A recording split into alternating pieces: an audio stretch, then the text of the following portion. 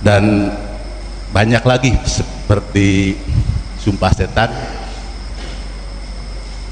yang tidak bisa diartikan dengan bahasa Indonesia, ataupun innallaha la yughayyiru ma biqaumin, mungkin Buya itu mengartikan beda dengan yang lain.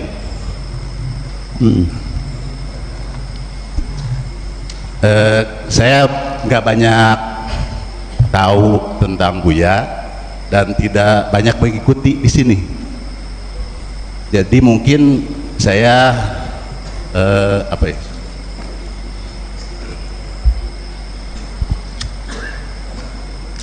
nggak paham. Maksudnya ketika Buya menafsirkan Al-Quran itu sangat masuk akal. Iya. Kenapa Buya nggak membuat tafsir seutuhnya? Sebetulnya tahun 91-92 ketika saya masih di Jakarta, saya bersahabat dengan Bapak Menteri Agama, bersahabat akrab sekali Bapak Munawir Syarwi. Mungkin kalau di sini seperti saya dengan Pak Yancel, begitulah. Artinya jam 2 malam pun nggak ada masalah, udah nggak pakai atas jadwal lagi. Saya langsung bisa ke rumahnya, dan beliau juga terlalu sering mengajak saya kalau ada tamu-tamu itu minta ditemani gitu, karena bilangnya nggak sedap ngobrolnya gitu. Itu saja. Nah, pada kesempatan persahabatan yang dekat itu saya akan mengusulkan, Pak, ini terjemahan depan gini banyak salah, yuk kita revisi, kita perbaiki. Di mana salahnya? Nah, dia pengen bukti, saya buktikan. Udah, kita buktikan ini saja deh nih. Kalimat yang pertama bukakan Bismillahirrahmanirrahim. Ini saja sudah salah melulu. Kan begitu. Saya terangkan ya, saya ulangi lagi supaya kita paham. Bismillahirrahmanirrahim diterjemahkannya dengan nama Allah. Sebenarnya kan bukan dengan nama, tapi atas nama Allah. Dengan nama itu nggak ada artinya. Dalam bahasa Indonesia dengan nama itu maksudnya apa? Yang ada atas nama. Betul nggak?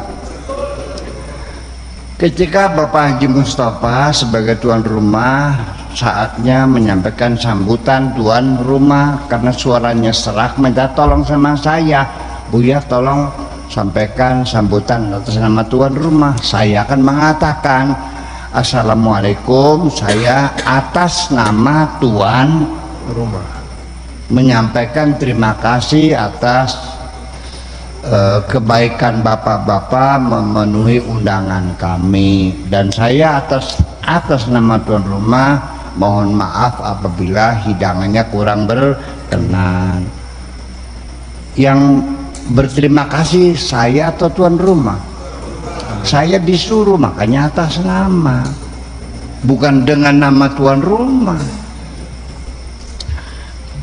Nah, jadi artinya ketika kita minum Bismillahirrahmanirrahim atas nama Allah, artinya saya disuruh minum, makanya ibadah. Kalau dengan nama siapa artinya? Nggak ada. Itu satu. Bahwa dulu yang menerjemahkan Al-Quran ini adalah bukan para ahli bahasa, bukan ahli linguistik, mereka semuanya ulama fikih, semuanya fuqaha. 11 profesor itu fuqaha semuanya, jadi tidak mendalami bahasa, makanya terjemahnya sangat pas-pasan. Dalam bahasa Arab, ba itu maknanya banyak sekali, ya, lebih dari 30 makna lah mana ba itu. Ada namanya ba zaidah. Ba zaidah itu tidak ada maknanya, seperti wakafa billahi syahida, bukan cukup dengan Allah, bukan, tapi cukup Allah saja. Banyak yang diterjemahkan. Ada lagi ba namanya ba sababiyah, dengan sebab, ya kan gitu. Ana maujudun biwujudika, aku datang karena kamu ada di sini. Ya, bima faddalallahu ba'dum ala ba'din wa bima anfaqu min amal. Banyak ba sababiyah itu oleh karena disebabkan. Nah, ada lagi ba isti'anah, yaitu sebagai maknanya dengan. Darabtu Zaidan bil asa, saya memukul Zaid dengan tongkat. Dabah dajajata bisikin, saya menyembelih ayam dengan. Ba itu isti'anah, maknanya dengan. Isti'anah itu selalu masuk pada isim alat. Bil aso dengan tongkat, bisikin dengan.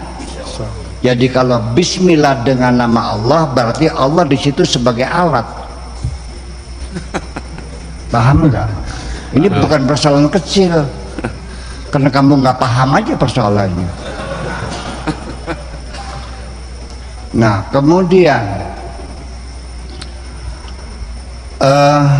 Ar-Rahman, Maha Pengasih dan Maha Penyayang. Ada wawunya enggak? Dari mana ada berani lancang menyebutkan wawu di situ? Nah, itu kan dua kata sifat digandeng menjadi satu. Itu jangan pakai dan, kalau dan berarti dipisah. Ketika engkau punya kekasih orangnya hitam manis, itu cantik artinya. Tapi kalau begitu kekasihmu hitam dan manis, jelek banget.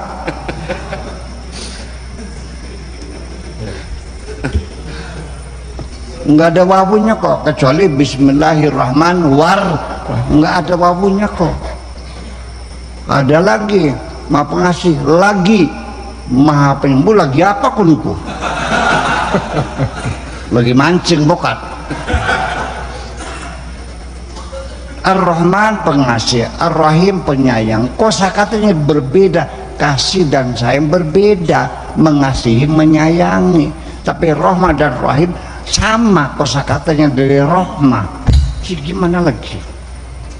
Ini urut banget persoalannya. Jadi yang bisa menerjemahkan adalah seorang sastrawan di dua bahasa. Itu persoalannya. Dan nanti melibatkan para tenaga ahli di bidang biologi, kimia, fisika dan sebagainya, kan Al-Quran berbicara tentang itu semua. Ketika bicara tentang ginekologi, ya harus ada seorang ginekologi. Bicara tentang embrio, ya harus ada embriologi. Bicara tentang anatomi, ya harus ahli anatomi. Itu gimana? Mana mungkin? Nah, itu kan saya berharap supaya saya bisa merevisi. Tetapi kan sampai sekarang tidak terjadi. Jadi salah siapa? Ayo. Salah siapa? Memangnya saya bisa membayar 1000 tenaga ahli di bidang disiplin ilmu yang bermacam-macam untuk 3 tahun bekerja dengan saya? Yang bayar siapa? Itu persoalan. Ya kan gitu. Itu satu. Dah jelas. Kemudian memang dari dulu kelakuan mufassirin itu begitu, menjadi masalah. Begitu ayat ini ternyata selalu hasil penafsirannya berbeda-beda, ini begini, wah ruwet banget tuh. Ya, terjadilah menjadi buyar, tidak fokus, kadang-kadang menjalar kemana-mana, yaitu didorong oleh rasa kebencian, rasa tidak suka. Ya, ihdinas siratal mustaqim, jalan lurus betul. Tetapi khairul maghdubi, kenapa kamu katakan seperti Yahudi? Kenapa waladhdallin Nasrani? Disuruh siapa melebar-lebar ke Yahudi Nasrani? Yang sesat ya kamu, yang kena marah kamu juga. Itu kalimatnya ihdinas siratal mustaqim, bimbinglah kami di jalan yang lurus. Siratal ladzina an'amta alaihim, jalannya orang-orang yang mendapatkan kenikmatan, jalannya orang-orang soleh yang baik, kan begitu.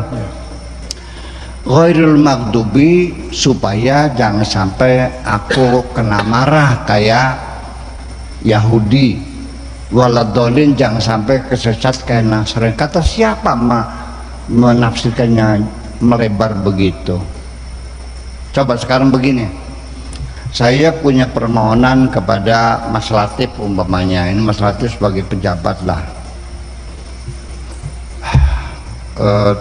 mohon Pak, saya ingin melamar kerja, ingin bekerja pada Bapak, dan silakan nanti saya digaji dari Bapak. Iya kan abudu, saya minta diberi kerjaan mengabdi kepada Bapak. Wa iya kan nasta'in, dan Bapak juga menolong saya kan, kasih gajinya kan. Lalu diterima, oke, surat saya dibalas, silakan dalam menghadap. Al-Fatihah kan lamaran kerja. Al-Fatihah itu isinya lamaran kerja. Iya, masa nggak paham? Orang mau ngelamar kerja, prolognya pertama menyanjung dulu. Alhamdulillah Rabbil Alamin Ar-Rahmanir Rahim Malik Yaumiddin. Sejak Bapak Latif membuka perusahaan di negeri, di kampung kami, alhamdulillah banyak teman-teman yang bisa kerja. Saya mohon Bapak dalam keadaan sehat walafiat, kan begitu dulu ngolodin beli. Iya. Setelah selesai, iya karena bodoh minta kerja. Oh iya karena saya minta gaji, betul enggak? Setelah itu diterima, baru kita minta ihdinas siratal mustaqim. Kita minta diberikan job description. Juklak. Juklak, betul enggak? Ada 3 orang yang kerjanya lurus benar, ya kan, menjadi kesayangan. Surat Al-Alihim, tolong Pak Latif, kami nanti dibimbing tugas kami apa, ya kan gitu, dapat bimbingan, mohon dilatih dulu pada pelatihannya dulu, kan begitu. Jangan sampai saya nanti kena marah Bapak kayak Haji Syihab. Jangan sampai saya salah kerja kayak Haji Mustafa. Apa urusannya nyebut-nyebut orang? Tersinggung nggak? Tersinggung Bu. Tersinggung nggak? Tersinggung. Mereka juga sama tersinggung dong. Enak aja nyinggung orang, gimana sih? Kayak nggak punya etika kamu nih. Ya dong. Mereka juga manusia, mereka juga punya harga diri. Ngapain kamu jelek-jelekan orang lain? Yang maghdub adalah dirimu sendiri, yang dolin dan juga dirimu sendiri. Itu aja kalau salah. Ini persoalan. Ya ini kita buka, yuk kita kembali. Nah makanya Syekh Abdul Qadir Jailani juga punya tafsir. Tafsirnya ya karena dia orang hatinya baik. Yang nggak ada ail Yahud Nasr, nggak ada. Siapa dibaca tafsirnya? Ada gitu. Nggak ada. Ghairil maghdubi ya tersesat, waladhalin maghdub kena marah, waladhalin sesat, nggak nyebut Yahudi nggak apa kok. Ya kan? Iya. Ya apa adanya aja gitu. Jadi saya kira itulah ya, berharap saya tidak mungkin harus saya, karena saya kira ya mungkin kalau sekarang ya nggak tahu, mungkin nggak saya memberikan kontribusi ini untuk memperbaiki revisi ini. Ya tapi kalau saya nggak diminta, mas harus ngelamar. Paling nggak mungkin versi Buya gitu. Oh saya yang buat sendiri. Iya. Yang biaya siapa? Nah yang lambung sudah. Oke, terus yang kedua apa lagi tadi? Yang kedua tentang tidak banyak yang mengetahui tentang Syekh Abdul Qadir Jailani, tetapi tidak banyak yang tahu pemikiran-pemikiran beliau. Kadang-kadang tahu, tapi karena dia membacanya sulit. Seperti apa namanya Alfiyah Ibn Malik. Begitu sampai kepada Syawahid, tidak pernah diurai karena mereka tidak paham tentang syair jahili ini. Betul nggak? Betul. Lah ya iya. Syairnya sulit. Sawahnya nggak ada, nggak bisa. Sepotong syair, ya satu bait, bagaimana mereka dia nggak paham. Iya, mereka nggak pernah belajar An-Nabi Qadubiyani, nggak belajar Umrul Qais, nggak belajar Umayyah bin Abi Salat, nggak belajar tentang Hasan bin Sabit, nggak pernah belajar. Memang nggak pernah belajar puisi-puisi Arab. Bagaimana bisa mengurainya? Ya. Dan itu kalimat-kalimat yang sangat klasik banget, seperti di Sawil Abiyah itu Umrul Qais, mikarin mifarin mukbilin ma'an kajal muti sakrin tanhatu min ali. Ada yang paham gak sini?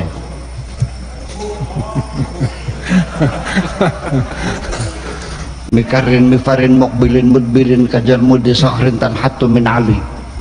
Asing kan semuanya? Ya iya sama itu. Jadi karena bahasanya Ibnu Khaldun, buku yang paling terkenal dalam sosiologi, kenapa nggak dibaca di pesantren? Ya sulit, bahasanya sulit. Anda ngaji, ya jadi kiai, saya akui orang yang jadi kiai pasti cerdas, saya akui. Karena nggak mungkin, karena langsung itu rumit ya. Ya. Ya tetapi bagaimana Anda bisa membaca buku bioengineering dalam bahasa Arab? Anda belajar tentang mikrobiologi dalam bahasa Arab, yang pakai bahasa Indonesia yang mahasiswa banyaknya nggak lulus kok.